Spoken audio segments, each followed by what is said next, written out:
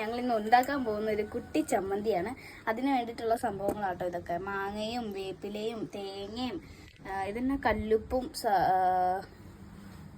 മുളകും കുഞ്ഞു ഉള്ളിയുമാണ്. അപ്പോൾ ഇത് അമ്മയാണ് ഇന്ന് അരക്കുന്നത്. അപ്പോൾ പലരും വീഡിയോയുടെ അടി വന്നിട്ട് അരകല്ലെന്ന് കമൻറ്റ് ഇട്ടായിരുന്നു. അപ്പോൾ അതുകൊണ്ടാണ് ഞാൻ നിങ്ങളിപ്പോൾ അരകല്ല് കാണിച്ചത്. ഇത് എല്ലാവരുടെയും വീട്ടിലുണ്ടാവും, പക്ഷെ പലരും ഇപ്പോൾ ഉപയോഗിക്കാറില്ല മിക്സി എന്ന് പറഞ്ഞാൽ. അപ്പോൾ ഞങ്ങളിപ്പോൾ ഇടയ്ക്ക് ഉപയോഗിക്കാറുണ്ട് കേട്ടോ. ഉപയോഗിക്കാൻ തുടങ്ങി. അപ്പോൾ അമ്മ പോയി അരക്കട്ടെ ഗൈസ്. ഗൈസ് അമ്മ അരക്കാൻ തുടങ്ങിയിട്ടുണ്ട് കേട്ടോ. അയ്യോ വെള്ളച്ചമ്മന്തി. ഇത് വെള്ളച്ചമ്മന്തി അല്ല, പച്ചച്ചമ്മന്തിയാണ് നമുക്ക്. അല്ല, അപ്പൊ നമുക്ക് ഇങ്ങനെ വേണം. അമ്മിക്കല്ലിൽ അമ്മ അരച്ചു പച്ചച്ചമ്മന്തി. മരക്കിട്ട് മുളകിട്ട് അരച്ചതിന്റെ നല്ല മണം ഇവിടെ അറിയുന്നത്. ആ കൈ ഒന്ന് കണ്ണിയായിട്ട് എടുത്ത് വെക്കണം.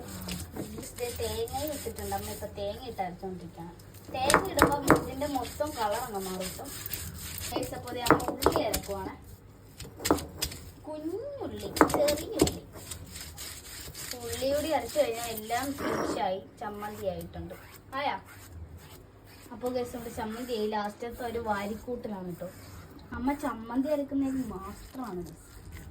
മിക്സിയിലല്ല കേട്ടോ, അരകല്ലിൽ. മിക്സിയിൽ എനിക്ക് അരക്കാൻ പറ്റും.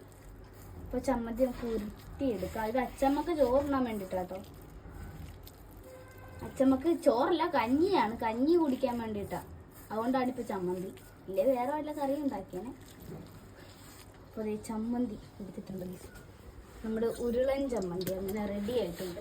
ഞാനൊന്ന് എടുക്കട്ടെ, ടേസ്റ്റ് നോക്കട്ടെ.